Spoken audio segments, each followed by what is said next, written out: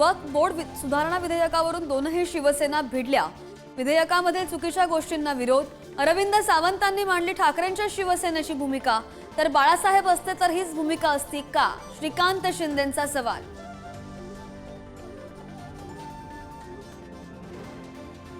बीड डीपीडीसीच्या कामगारांमध्ये भ्रष्टाचार नाही। उपमुख्यमंत्री अजित पवारांकडून धनंजय मुंडेंना क्लीन चिट। भाजपा आमदार सुरेश दसांनी केला होता घोटाळ्याचा आरोप।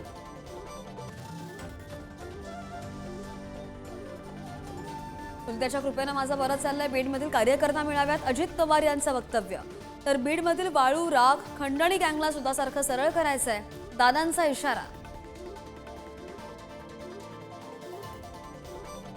दिशा सालियान प्रकरणाची सुनावणी न्यायमूर्ती सारंग कोतवाल यांच्या खंडपीठासमोर होणार।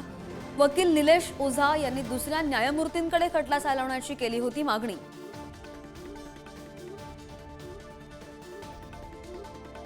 नाशिकमधील काठे गल्ली परिसरामधील दर्गा अनधिकृत, उच्च न्यायालयाचा निर्णय। नाशिक पालिकेने दर्ग्याच्या भिंतीवर लावली नोटीस, 15 दिवसात अनधिकृत दर्गा काढण्याची सूचना।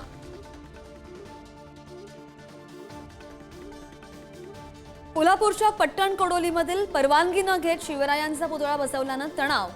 उपमुख्यमंत्री शिंदेंची मध्यस्थी।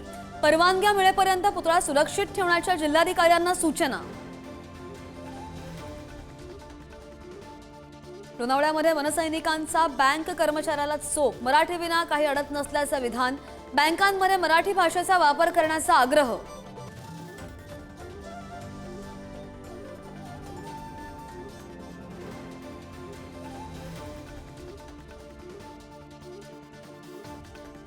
जालन्यामध्ये सासूची हत्या करून सून फरार।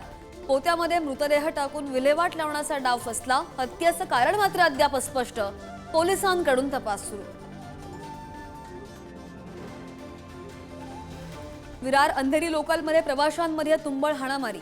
हाणामारीचा व्हिडिओ सोशल मीडियावर व्हायरल। दररोज प्रवास करणाऱ्या गटाची प्रवाशांवर दादागिरी।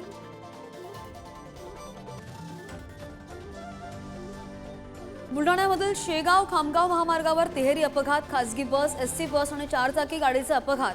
अपघातामध्ये 7 जणांचा मृत्यू, 24 जण जखमी झाल्याची माहिती।